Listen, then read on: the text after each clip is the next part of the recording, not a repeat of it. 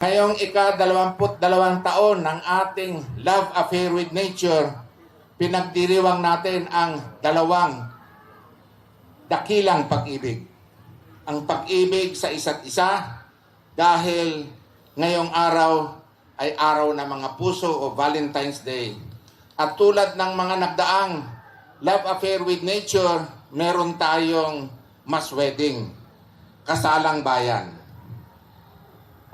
Pangalawang dakilang pag-ibig ay ang pag-ibig sa kalikasan. Nagaganapin natin sa pamamagitan ng pagtanim at pag-aalaga ng mga bakawan o mangroves dito sa barangay Mangingisda. Sa mga ikakasal ngayong araw, alam namin dati na rin kayo nagsasama talaga. 42 lang sila ngayon. Ngayon magsasabi yung iba, bakit ganon? Dati daan, ngayon 42 na lang.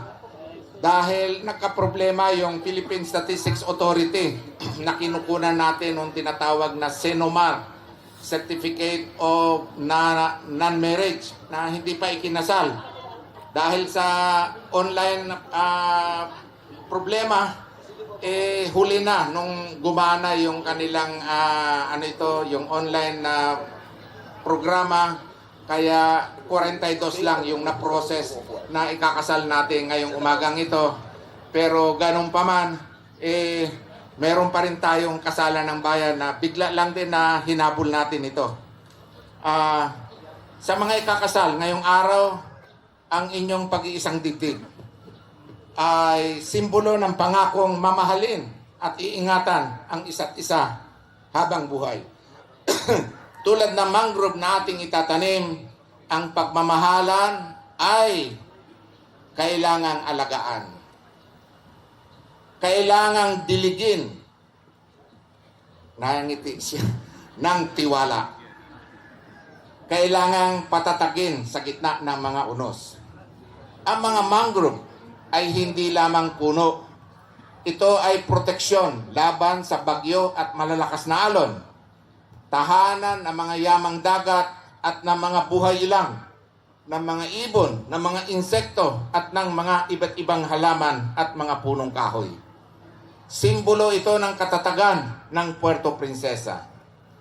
Sa bawat punlang ating itatanim, nagtatanim tayo ng pag-asa para sa susunod na henerasyon. Ang ating ginagawa ngayon ay hindi na lang para sa ating sarili, kung hindi para sa mga anak natin at para sa magiging anak ng anak natin.